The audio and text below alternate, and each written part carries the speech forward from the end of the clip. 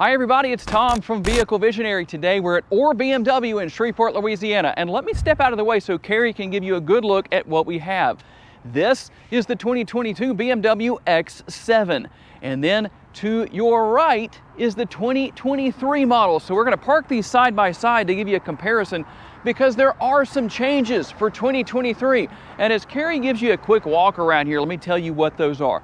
There are some refreshed designs to the front and the rear end. The base engine has been upgraded and gets more horsepower. That's always a good thing. There are some new exterior colors as well. And the instrument cluster, the digital instrument cluster, and the infotainment screen. You talk about technology upgrades. If you like technology, you are going to love this X7, because the two pretty much kind of come together and join in a seamless manner. So let's come on back up to the front here. I'm going to show you the differences between the two. So let's start right here with the headlights. You're going to notice you had the headlights, the daytime running lights, the blinkers, everything right here. Now it's completely different for 2023. Daytime running lights up top, and then we're going to have a separation right here. And the good thing is that it has some depth to it right there. Notice that it's not just a flat piece all the way across. I like that. Then we're going to have our headlights right down here. That's going to give a really nice look. I think actually that looks pretty good. Some people have varying opinions on that. Now, one thing you'll notice that hasn't had major changes will be the kidney grille. So basically the same thing here.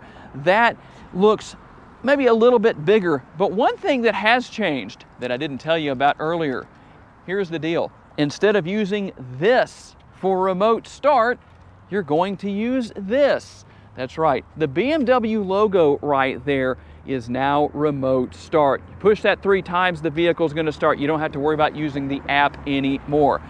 And showing some more changes here as we look at the lower portion of the bumper on the 22 model, that while it looks good, it looks clean, this with active aero, it's going to have the active aero, the air curtains, and all that good stuff. But if you take a look at the overall design here, what BMW has done, it gives it really not only a better look, but it's more functional. That is a nice thing. And then of course you're going to have your air curtains right here.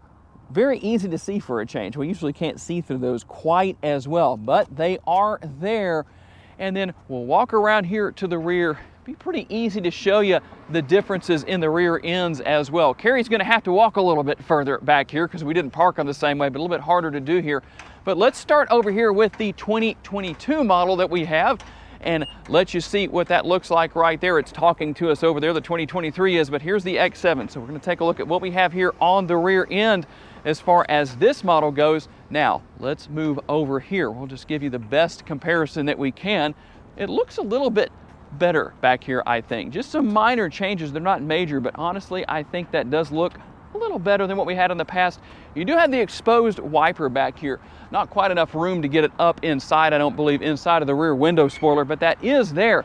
Now, we talked about horsepower and performance, upgrading with the base engine. Let's see what we have under the hood of this particular model and tell you what to expect. And if you're curious, are there active grille shutters here? Yes, there are. Those are going to open up at the appropriate times when more air is needed to flow in through here, through the grille. You also have the front camera right here. There are cameras all around the vehicle. We'll show you what those look like when we get to the interior tour in just a little while because they have great clarity.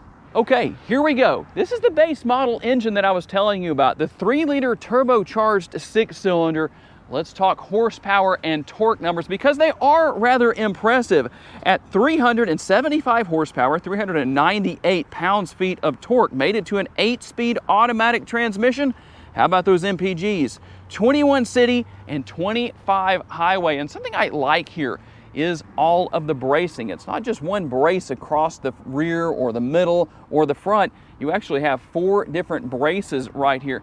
Even though this isn't the most powerful engine available, it is meant for performance. And I do have to say that I like the engine cover here. It's not too much, it's not cheap plastic. It actually seems to have some power or some body to it, some depth to it. Got the BMW logo right there. And you know that it's a 6-cylinder because we have 1, 2, 3, 4, 5, 6, these little pieces right here, just in case you were wondering. Okay, let's talk tire and wheel size. It's going to be the same at all 4 corners. 285/45, that 45 series sidewall there is going to be one of the reasons why this X7 rides so well. You've got the gloss black 21-inch wheels that the tires are wrapped around, and a little bit of chrome here with the lower portion of the fender and the door sill right there. So if you like that, well, a little bit of elegance of sorts. And I'll let Carrie show this to you real quick as I hit the button, and you can hopefully see. Let's see if I can get that to work. There we go. The turn signal indicators built into those power folding side view mirrors, or power adjustable side view mirrors, I should say. And you're going to have the roof rails up there as well. So you can put the crossbars on, use that for additional storage space. If Aunt Edna is giving you trouble, well, you know you can put her up there. Now, let's try and make this quick because it's starting to rain on us. We've got the split tailgate here. And the thing that I like about all of this is that there is plenty of space back here. You also have an area right here where you can sit if you want to. You've got the cargo cover, and check this out. I like what we have right here. Let's see if we can give a good demonstration of this. So here's what we have with those buttons. The buttons in the front are going to lower the middle row seats. These second buttons right here will lower the rear seats.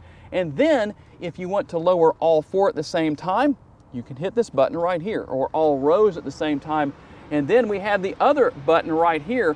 In fact, this button on the bottom will allow you to raise all of them at the same time. So I'll let Carrie give you a little bit closer look at that. Let's talk about cargo capacity. We're going to have 12.8 up to 90.4 cubic feet, 5,400 pounds up to 5,950 pounds when it comes to towing capabilities if you want to tow with your X7. Okay guys, we'll let Carrie give you a quick look at that nice large door bin.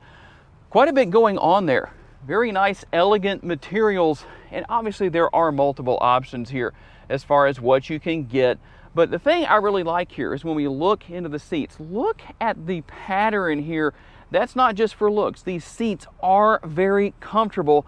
We also have the child safety anchors down there for the child safety seats, and I like the fact that on this latch system that the cover stays in place. You just move it up and out of the way like that. Though it's one less thing you have to keep up with. That's always good. Now we do have the power shade drawn back, but you do have a panoramic sunroof. And then I'll have Carrie hop on inside here and make it a little bit easier for you to see everything that's going on here. We're going to have our dual air conditioning vents. We're going to have dual zone climate control here in the rear. So you actually have quad zone climate control, as you can see right there. And then down there, I hope you can see it down there with the darkness that we have in here. I'm going to try and give you a little bit of extra light. There we go, to show you the connectivity options down there. A couple of USB ports and a 12-volt power outlet as well. There's quite a bit going on here. Now, how about the third row? How much space is back there? Let me hop back and we'll show you. Of course, one more thing real quick before I forget. If you're wondering about cup holders, well, here they are. Very easy to get to. As you can see, you just push the button right there. Not complicated, not difficult. You're also going to have some space right in here. If somebody wants to conceal and hide their snacks away so maybe someone else doesn't get them, that's a good place for that. Really kind of a comfortable feeling in there as well with that felt material. And we'll put that back in place. Now we'll hop into the back seat. And one more thing, in case you were wondering if it was here, yes, you do have the ability to have the screens back here. There's a couple of different options for what you can put in there as far as accessories go, but if you have the kids in the back seat, or even the adults on a long trip to keep them from saying, "Are we there yet?" You know how that goes. Well, you can have the screen right there and make all of that work. Also, in the door pillars right there are going to be 2 more air conditioning vents. I know we showed you the air conditioning vents on the rear of the console, but you actually have 4 back here total. That makes a nice difference for everybody. Additional airflow, and if you're tracking your X7. There's the oh crap handle for your rear seat passengers. Now trust me, I didn't just climb over these seats. I'm gonna let Carrie show you how you get these seats up and out of the way, but there's actually a really cool process that happens when he pushes the button right here. What's gonna happen is if one of the front seats is too far back for these to actually come forward as far as they need to, we'll actually move them up. So I'm gonna let him go ahead and hit the button and do that. We'll let you see that in real time, just to kind of show you how that works. See how the passenger seat is moving up and out of the way? So if you ever do that and you're thinking to yourself, uh-oh, it's not working, it's because it's getting everything in place and ready to go. Now, here's the thing. Let me move over just a little bit here so you can kind of see my leg room space. It looks like there isn't much back here. And honestly, at the moment, that's true. But as you can see, you've got the tracks right here. So the good news about that, that tells you that these seats can move forward. So there is additional leg space available. But I will tell you what, overall, these seats are very comfortable back here. That's a fact. I could take a nap back here very easily. You've also got, even though we have the shade drawn, you've also got the sunroof back here, not a panoramic, obviously, but Carrie can give you a great view of the main panoramic sunroof that we do have right there.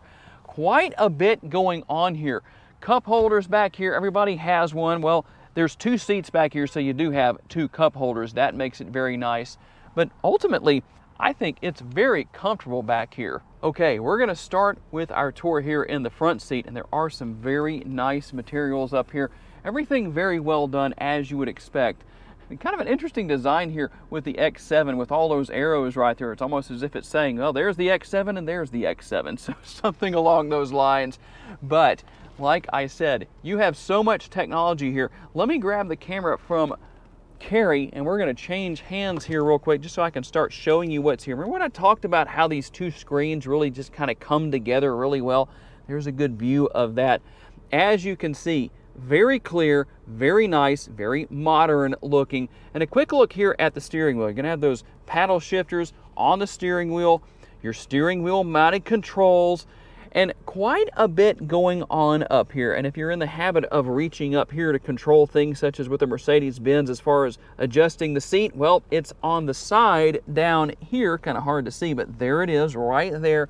And there are all of the controls, everything. Well, I don't have to tell you what all is there, but as you can see, kind of almost stealthy air conditioning vents of sorts. You see the control here for controlling the position and whether they're open or not and which direction they're blowing in.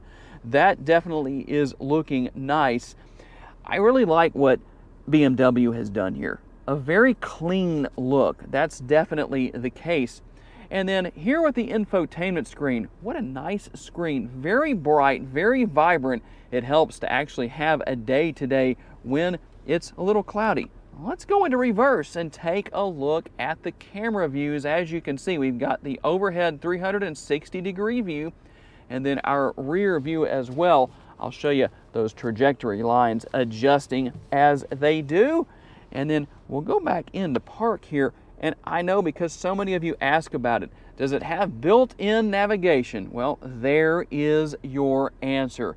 So basically, dual zone climate control here in the front. You really have quad zone climate control, 4-zone climate control, we'll say, because you have the dual zone in the front, the dual zone in the rear. Quite a bit going on, and unfortunately I don't know for sure that you can see it very well, but there is the heads-up display. Hopefully that's showing up on the screen, trying to give you the best shot possible of that. And just going back through a few things here with the infotainment screen. There is so much here. I think we could do an infotainment screen only video. Controls for the radio, your hazard light button. You're going to have your wireless charging pad down here. If you want to conceal all of that away, you can neatly do that. That makes it super simple to do. And then with the shifter here, this is your shifter. Kind of a push button shifter of sorts, but a very nice system here, nice setup. Going to have the button right here for starting and stopping the engine.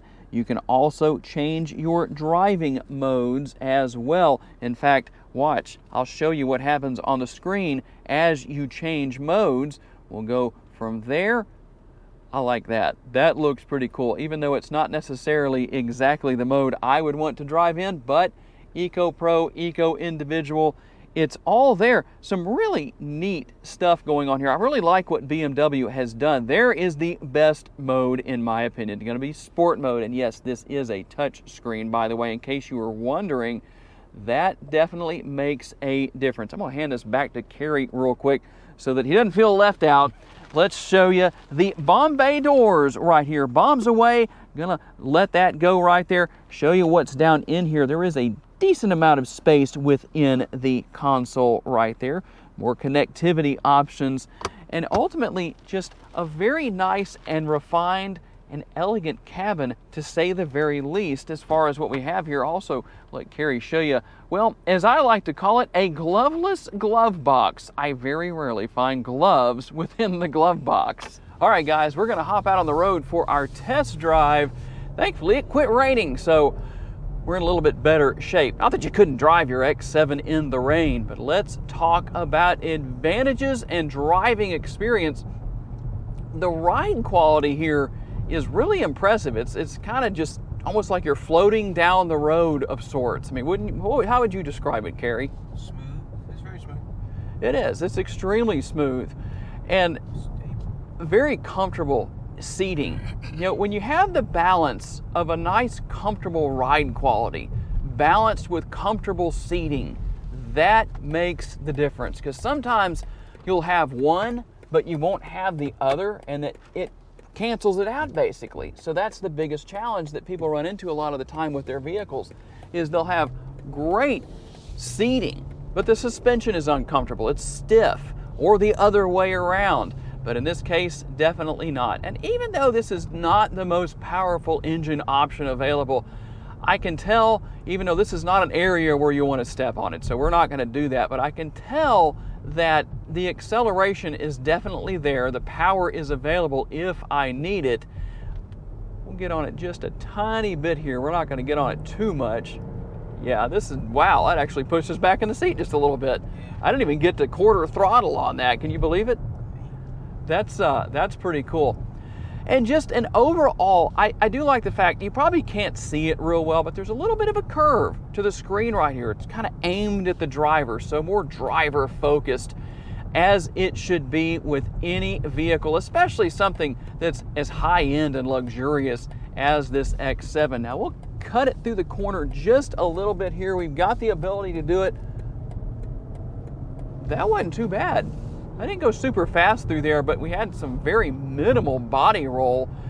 And keep in mind, here in Northwest Louisiana, these roads are not in good shape. So we're actually enjoying the ride quality. It's comfortable, it's smooth, it's enjoyable. Nice leather-wrapped, comfortable steering wheel, easy to see out of. You know, one thing we may start doing, tell me down in the comments what you would think if I started doing some POV, basically having the GoPro mounted to my head. I promise not to move my head too fast, but on these test drives it'd give you the first person view, FPV, and let you see what it looks like. Tell me what you think about that. But overall, definitely some high marks here for this X7. We'll take out here with just a little, we'll end the video here with just a little bit of an acceleration test. Kerry liked that. Yeah. And there is the ultimate tour of the 2023 BMW X7, parked side by side with the not refreshed version, since it's not a new generation, but you can see the changes very easily between the two front ends. And obviously there will be some differences depending on the model of the vehicle, if it's a 40 like this one or whatever it may be. Anyway, gotta say a special thanks to my friends here at BMW for giving us the opportunity to show you this X7, and obviously a special thanks to all of you for being kind enough to give us the opportunity to give you a vision for your next vehicle.